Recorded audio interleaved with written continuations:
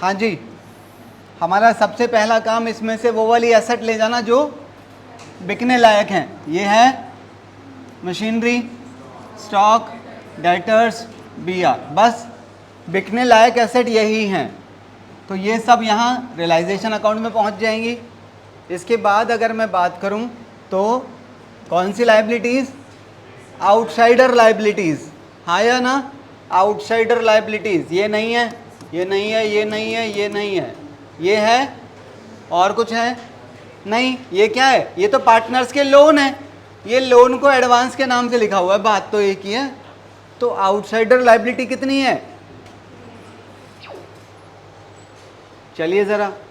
इसके बाद balance sheet में जो चीज़ें रह गई, एक ये रह गया, कैपिटल्स रह गई, करंट अकाउंट्स रह गए और लोन रह गए। जो कैपिटल के बैलेंसेस हैं वो तीनों यहाँ पर आ जाएंगे और करंट अकाउंट के बैलेंसेस दो पार्टनर्स के एक्स और वाई दोनों के यहाँ आ जाएंगे और एक का करंट अकाउंट का बैलेंस यहाँ है, तो इसे यहाँ लिख देंगे कौन से कॉलम में, जेड में। कोई दिक्कत? ठीक है, इसे हटा दो। कैश, वो बैंक वाला अपने घर चला जाएगा, कितने गए, 30,000 अपने घर आ गया। और क्या बच गया, दोनों पार्टनर्स के लोन। तो दोनों के लोन अकाउंट आप चाहें तो इकट्ठा भी बना सकते हैं, मैंने अलग अलग बना रखा है, ठीक है। पर अलग अलग बनाने के कुछ ना कुछ फ़ायदे ही रहेंगे आप लोगों को। तो दोनों का बैलेंसेस क्रेडिट हैं तो मैंने क्रेडिट में लिख दिया। कोई समस्या? देखो अब बात सुनो ज़रा काम की। इसके आगे हमारा अगला काम क्या होता है, बैलेंस शीट तो खाली हो गई होगी, अगला काम रहता है एसेट वगैरह को बेचना। आप सबसे पहले इन दोनों का निपटारा कर लो। सोच लो पहले ही, आपके पास दो रास्ते रहते हैं।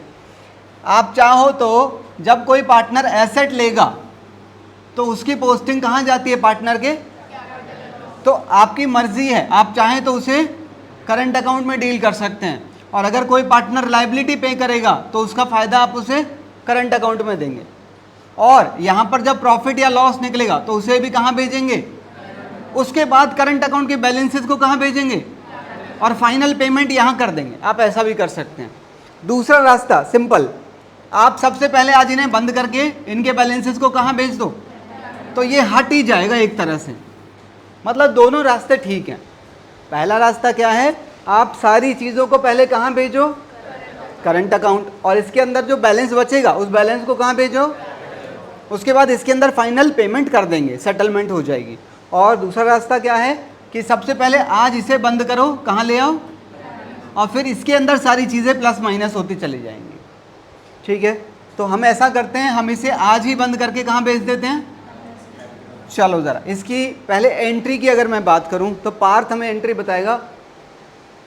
एक्स और वाई के लिए एंट्री अलग रहेगी और जेड की एंट्री अलग रहेगी। रीज़न, उनके बैलेंसेस डिफरेंट हैं, हाँ या ना।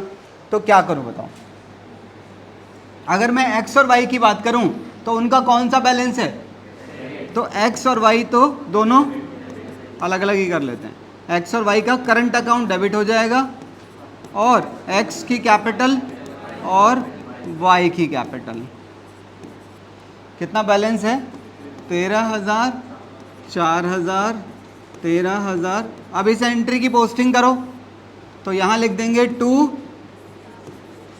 कैपिटल अकाउंट, एक्स में कितना आ गया 13,000 और वाई में कितना आ गया, और यहाँ पर लिख देंगे बाय करंट अकाउंट।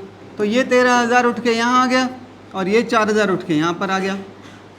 अगली एंट्री जेड के लिए, जेड की कैपिटल डेबिट टू जेड का, तो यहाँ लिख देंगे टू जेड का करंट अकाउंट कितना 3,000 और यहाँ लिख देंगे बाय जेड की कैपिटल कितना। तो ये लेजर हट गया और इसके बैलेंसेस यहाँ आ गए हमारे पास।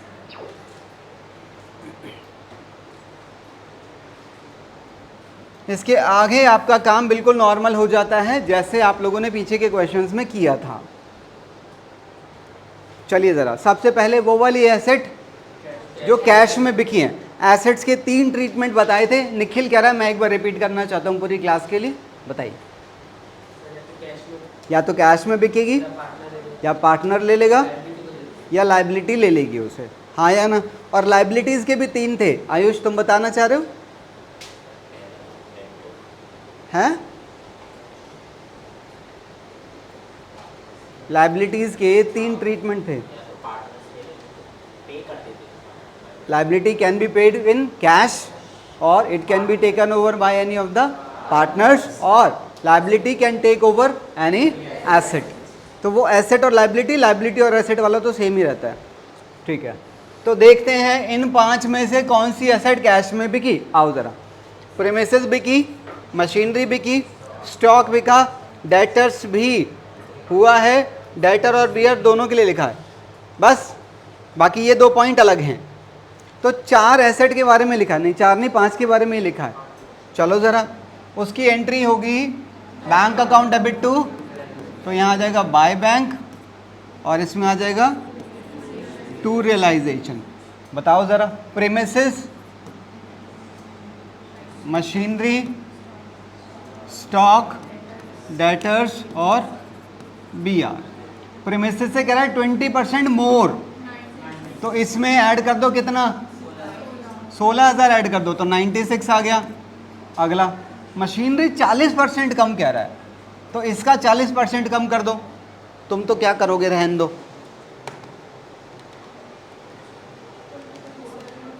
40,800, ठीक है ना। तो 2 चीज़ें हट गई। और स्टॉक 5,000 ज़्यादा, यानी कि 45 मिला होगा। और debtors and BR at book value कह रहा है सेम 30, और तो टोटल बाहर आ जाएगा, टोटल की पोस्टिंग यहाँ पर आ जाएगी, ठीक है ना। देखो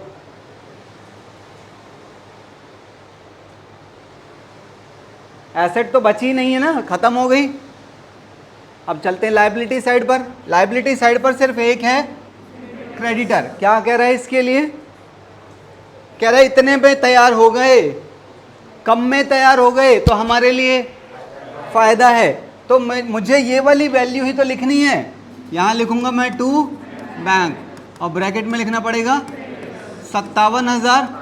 और तुम अगर दोनों को कंपेयर करो ना, तो देखो तुम यहाँ पर तुम्हारा प्रॉफिट बढ़ेगा, तो प्रॉफिट अपने आप रिकॉर्ड हो गया है। तो इसकी दूसरी पोस्टिंग यहाँ पर हो जाएगी बाय रियलाइजेशन। क्रेडिटर्स नहीं लिखना है, ब्रैकेट में लिख सकते हैं। कोई परेशानी तो नहीं प्रशांत?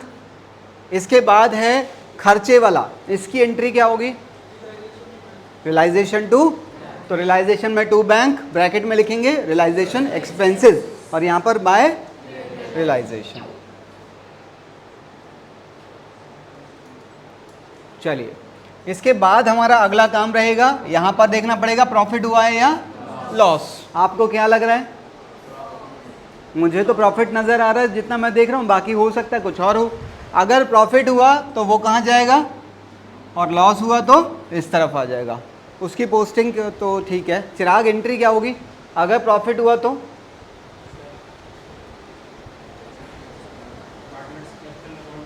अगर प्रॉफिट हुआ तो कैपिटल डेबिट होगी।